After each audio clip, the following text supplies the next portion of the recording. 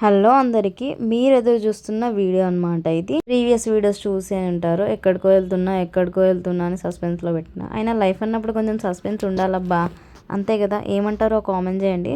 So మేము అనుకున్న చోటుకైతే reach అయినాం, కానీ మేము నడుస్తున్నవే మాత్రం రాంగ్ వే. అదేంటి అట్లా అంటున్నాం అంటే చెప్తాను.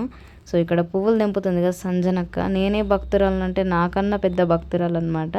సో నువ్వు టెంపుల్ అనేసి ఈ పొలాలు చెట్లు గట్లు చూపెడుతున్నవి ఏంది అంటే అదే మరి ట్విస్ట్, శివయ్య పెట్టిన ట్విస్ట్ అనమాట ఇది. సో మేము మెయిన్ రోడ్ పైన బస్ దిగిన తర్వాత అక్కడ ఉన్న విలేజ్ వాళ్ళని అడిగితే టెంపుల్ ఎటు అని చెప్తే లోపలికి అని చెప్పిండు. సో డైరెక్ట్ మేము పొలాలు చేన్లలో గట్లల్లోకి అయితే 2-3 కిలోమీటర్లు నడుచుకుంటూ వచ్చినాం. సో ఇప్పుడు చూడండి మా వాళ్ళు ఉరుకుతున్నారు. అది కరెక్ట్ వే కాదని తెలిసి ఇంకో కరెక్ట్ అడ్రస్ చెప్పిన తర్వాత మళ్ళీ అక్కడ నుండి నడుచుకుంటూ మెయిన్ రోడ్కి వచ్చి మెయిన్ రోడ్ దగ్గరనే టెంపుల్ ఉందన్నమాట. సో మరి ఆ శివయ్య ఎందుకో వెళ్ళే రోజు అంత కష్టం పెట్టిండు. బస్సులు లేవు, అందులో ప్లేస్ లేదు, తాగడానికి వాటర్ లేవు, తినడానికి అక్కడ ఫుడ్ కూడా లేదు. బట్ శివయ్యని అయితే దర్శనం చేసుకున్నాం అనమాట. ఇంతకీ శివయ్య అంటున్నావు కదా, ఎక్కడికి వచ్చినావు అనే కదా మీ డౌట్. సో ఇక్కడ మన జగిత్యాలకి దగ్గరలో ఉన్న సహస్రలింగాల దేవాలయం అండి ఇది.